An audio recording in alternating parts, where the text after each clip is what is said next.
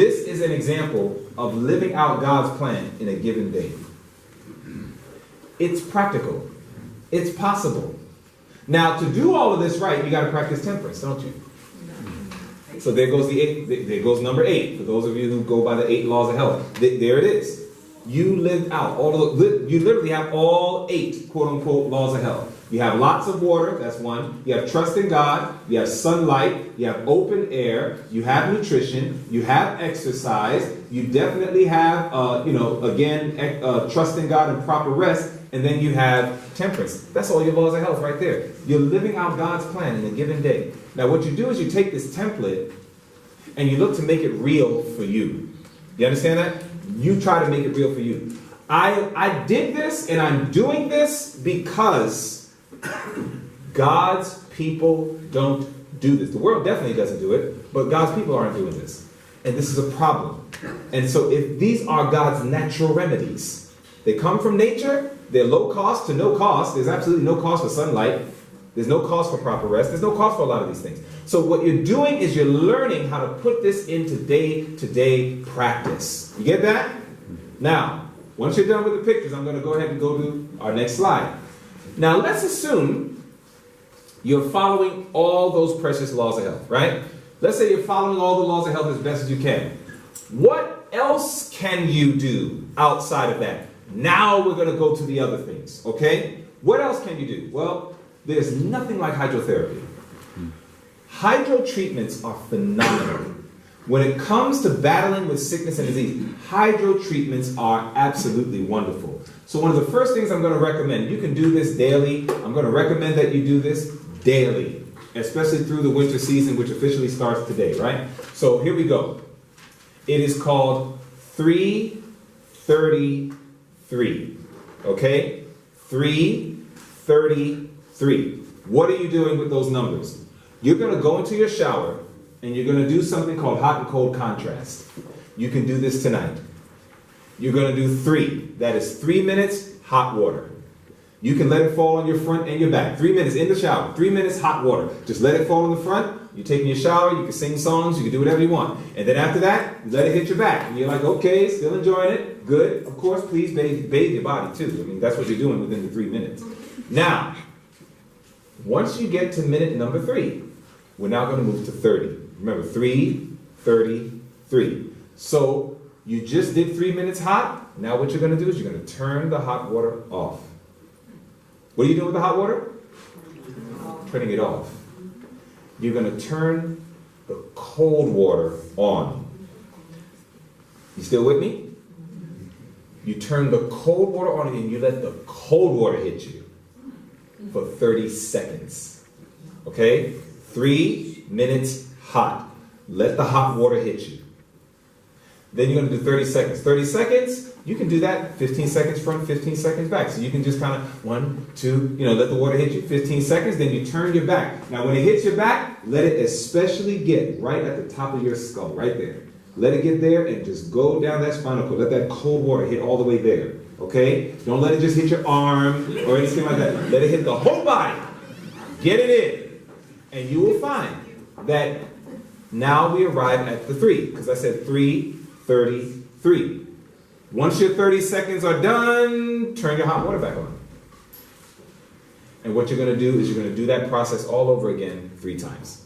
So 3 minutes, 30 seconds cold, 3 minutes hot, 30 seconds cold, 3 times. You got that?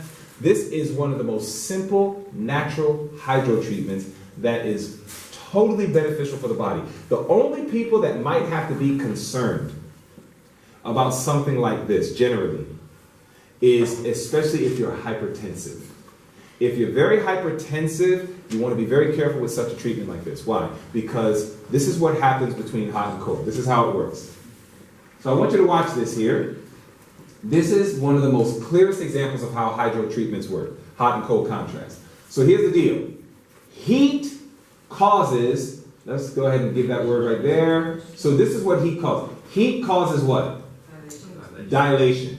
Opening. Okay? That's what heat causes. So heat causes dilation or enlargement of the blood vessels of the area it is applied to, as much as 40%.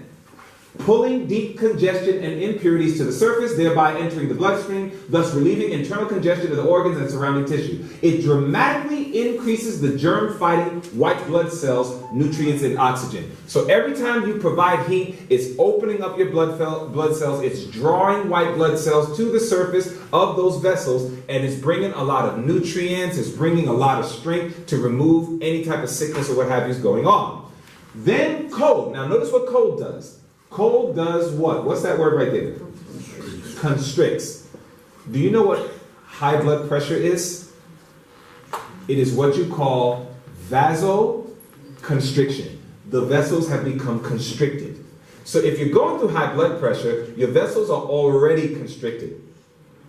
So if you go ahead and do a cold treatment while you're hypertensive, what's going to happen to those already constricted vessels? They're going to constrict even more, and you could have a negative reaction. Okay? So that's the reason why you just want to be careful if you're hypertensive. Anything that's causing those vessels to constrict already, you want to be very careful when you do the cold treatment, because you don't want to put yourself in a situation. There are some people who have literally gone into a heart attack doing a cold treatment. Why do you think it is that we always hear about people getting heart attacks in the winter? And when they go outside and they're shoveling snow. It's not the shoveling the snow that's making the people go into heart attacks. That doesn't even make sense. Why is it that people, I don't know if you hear that here in the UK, but that's all over the US. Do be careful going outside shoveling snow when you have heart disease. Why do they say that? Again, it's not the shoveling per se. It's the fact that you're cold. You're out in the cold, so your vessels are already constricting. And as a result of that, when you start putting forth all this effort that requires the heart to beat more and get more blood through, but you're cold and you're diseased and your blood vessels are being constricted, it creates a problem that the body responds to it in the form of a heart attack. So that's the reason why you want to be careful with cold, okay? But this is the idea. Constricts the blood vessels, squeezing out all that blood loaded with disease and waste to the internal organs of cleaning, such as the liver, lungs, kidneys, and to be able to be cleansed and revived. So again, every time you do hot, draws the blood to the area and it opens. This is what a normal vessel looks like. That's normal. When you do heat, it gets bigger. When you do cold, it gets more narrow. But what it's doing is it's sending that disease or that poison away to your elimination channels, which is, again, your liver, your lungs, your kidneys. There are many beautiful ways to apply hydrotherapy treatments. I just gave you a simple one. 3-30-3. 3 minutes hot, 30 seconds cold, 3 times in the shower. Very simple thing. Massage. Massage is phenomenal. Massage is actually so good for us that, look at this. There are actually 10 benefits to doing a massage and learning how to do a massage. This is a great thing for husbands and wives to get to know one another better on a whole different level. A wife can massage her husband, the husband can massage her wife. It's a wonderful thing. Now look, when you're doing a massage, what are some benefits? Number one, it reduces tension in the muscles. Helps your muscles relax. Number two, it enhances circulation. Massage is a wonderful way for circulation, okay, to enhance your circulation. If you're having circulatory problems, etc. Number three, it helps relieve stress. It stimulates movement of the lymphatic fluid, which is very important. It helps boost your immune function. It improves mental alertness, speeds healing of soft tissue injuries. It improves joint mobility. It improves sleep quality, and it eases muscle pain. There are many benefits of doing massage. Normally, we'd like to do a demo for you, where you have somebody, you can sit in a chair. There's massages where you can literally do a massage where all you're doing is on the person's back, you're just rubbing in circular motion upon the back. And you're just doing that all the way down their back, and you're doing it all the way up their back, and then you're doing it back down their back. Literally, it promotes blood, it promotes circulation. It's very good. You can take an arm, and you can just take the arm, both sides. Some people do it with like Epsom salt and water, and you can take both sides, and you can literally just rub up and down the arm like that. And you just rub up and down. That's a form of massage. You can do the same with the leg. So you can do massage in many ways, and then of course you got professionals that know how to, and doing all this stuff, doing all those things and really beating you up well, that when you're done, you're just like, wow, I feel incredible. The bottom line is that God has given us very simple procedures by which someone can go from sickness to wellness. Herbal treatments. Now this is the only thing that, as powerful as it is, You really got to be judicious with it. We don't have a lot of people in America who die from herbs, but we do get a lot of hospital visits. Green tea is good for you, some say. I don't believe so. I believe green tea is something dangerous. And the reason why is because it's loaded with caffeine. Okay, and because of the caffeine component, I would not recommend green tea. There are many things you can use outside of green tea, but that caffeine component is serious, and you need to pay attention to that. You know, you can go through arrhythmias, you can go through highs and lows, you go through a lot with caffeine. Also, too much green tea can cause acute liver failure. I mean, you have a liver that was functioning, and high quantities of green tea can actually shut down the liver, just like that.